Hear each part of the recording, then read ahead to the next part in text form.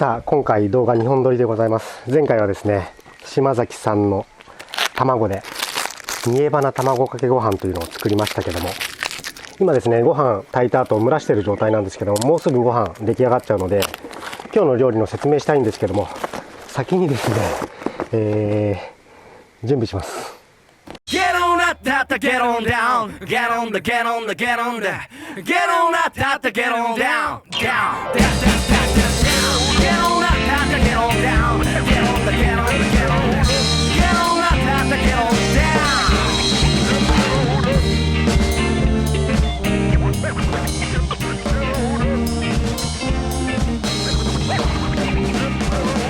Get on up, get on down.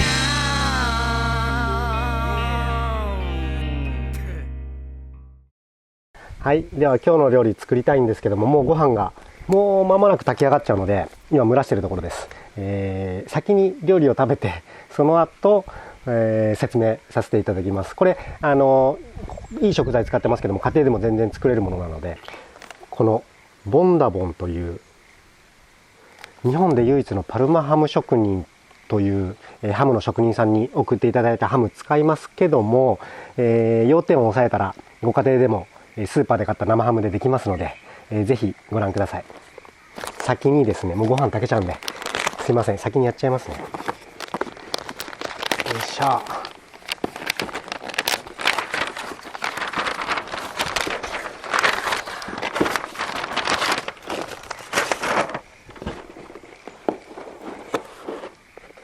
それではオープン。じゃーん。日本一の生ハムです。あー、やばい、美味しそう。うわ、すげえ。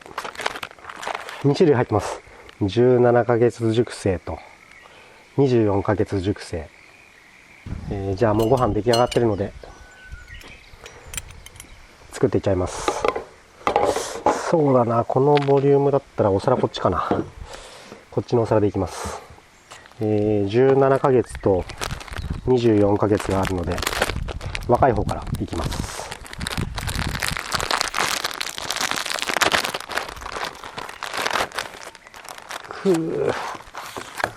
でこれ本来であれば削りたてがもちろん一番美味しいんですけども、ちょっと今回ですね、多田さんっていう人がこれハム作ってるんですけど、多田さんが特別にということで送ってもらったので、めちゃめちゃ美味しそう。で料理はスガラボっていうレストランのメニューなんですけども、炊きたてのご飯をですね、これ見せた方がいいか。炊きたてのご飯をですね、こうスプーンですくって、このふっくら感を損なわないように、簡単に軽く形成していきます。よいしょ。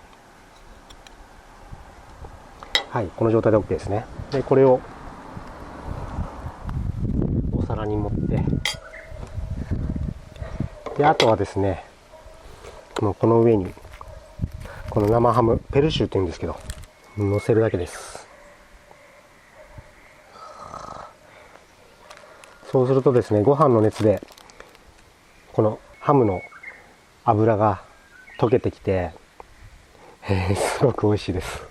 もういただきます。我慢できない。いただきます。こんなね、これ本来一口で食べるようなもんじゃないんですけども、贅沢に一口でいただきます。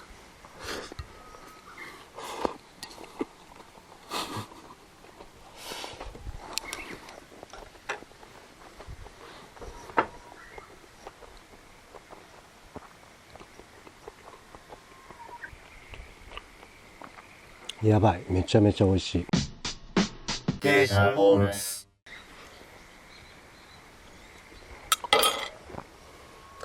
はい。このカメラじゃ分かりにくいかもな。このね、ハムに入った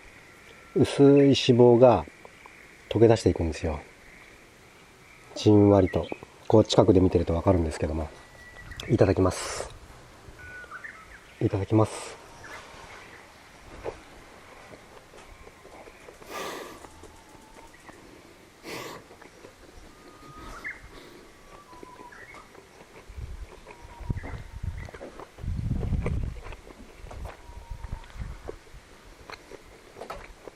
続いてはですね、こちら24ヶ月熟成。続いてはより熟成が進んだ24ヶ月熟成で生ハムご飯したいと思います。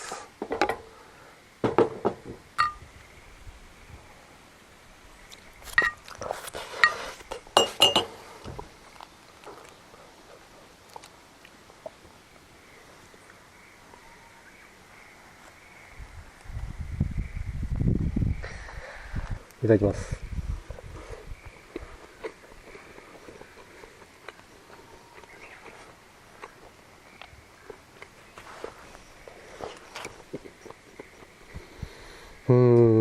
両方とも美味しいんですけど、これどっちが好きかって言われたら難しいですね。14ヶ月の方は14ヶ月で、ちょっと2つ比べると浅いというか、さっぱりした味、後味が爽やかで、シャンパンなんかと合わせるのにすごいいいと思いますし、こっちの24ヶ月の方は熟成香も感じるし、しっかりとした塩味と味わいで、しっかり主張してくる、そんな生ハムご飯になっているので、ワインに合わせたいですね。美味しい。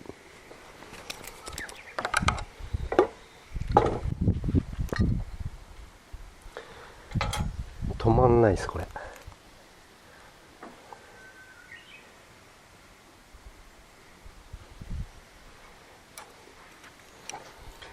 ちょっとね、こうご飯の熱で油を溶かして、これ生ハムとご飯っていうすごくシンプルな組み合わせなので、今のおうち時間でも作れるメニューなんですよ。ただ、炊きたてのご飯じゃないといけない、その熱でハムの油を溶かすので、炊きたてのご飯じゃないと美味しくないっていうことと、生ハムは、スーパーで買えるできるだけ薄い上等なものを買ってください。もうシンプルな料理なんで、素材の味がそのまま出ちゃうんで。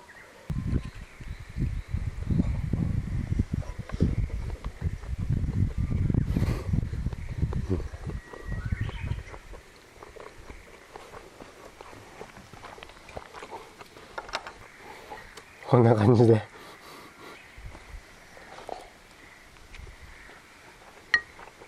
14ヶ月に戻してみます。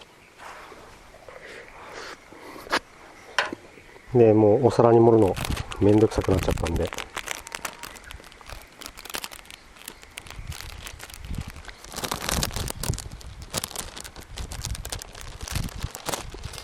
ラップの上で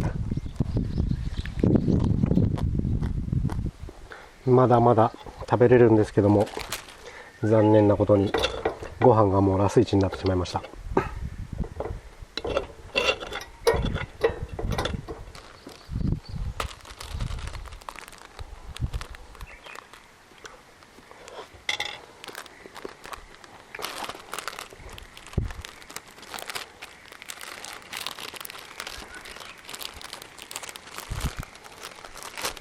くるくるくるくるくる、いただきます。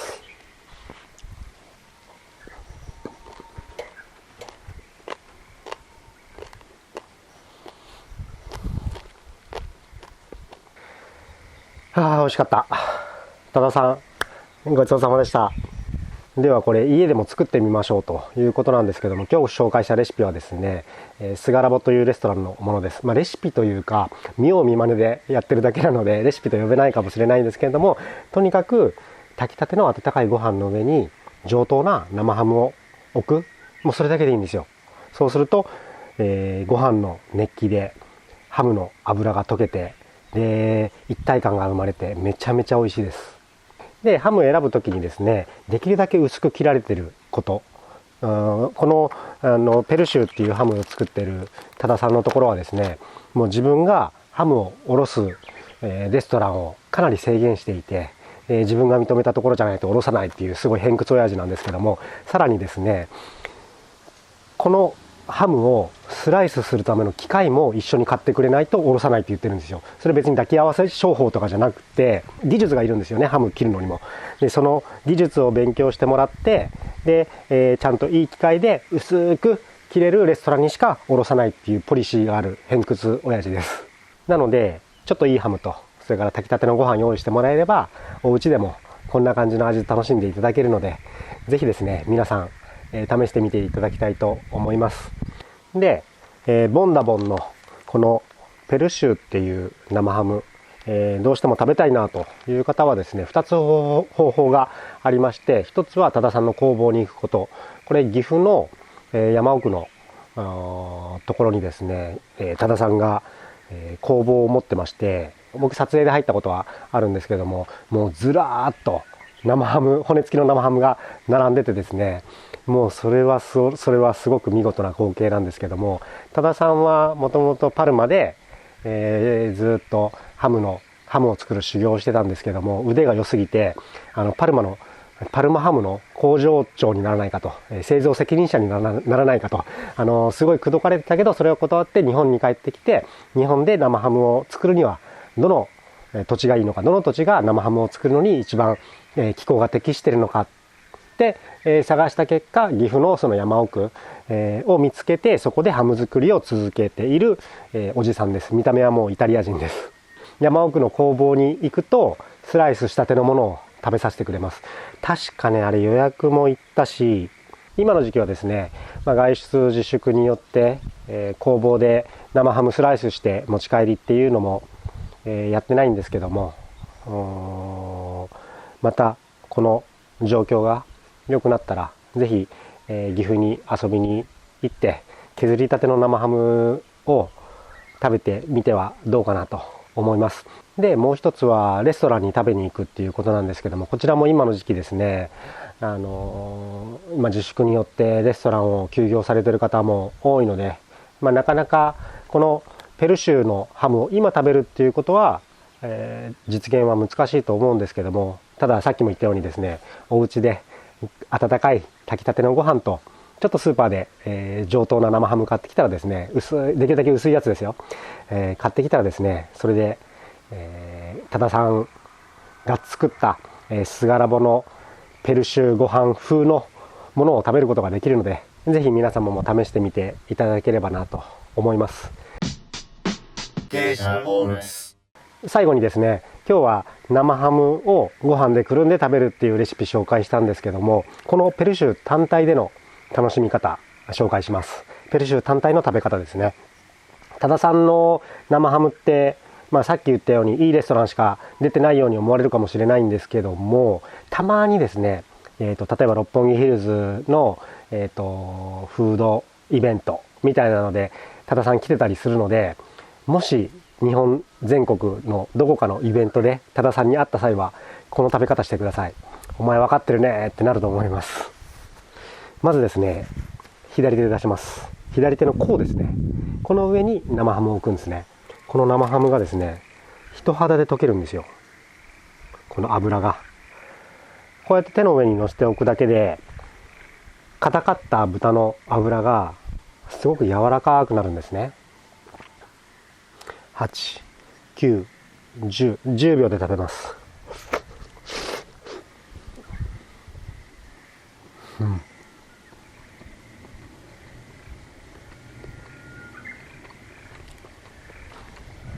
最高に美味しいです。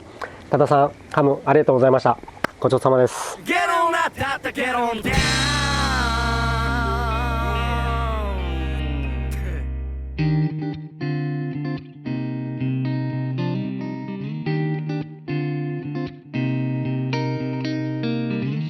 赤でも止まらない。失格してたらわからないの。受かればどうにかなるようになる。ノリで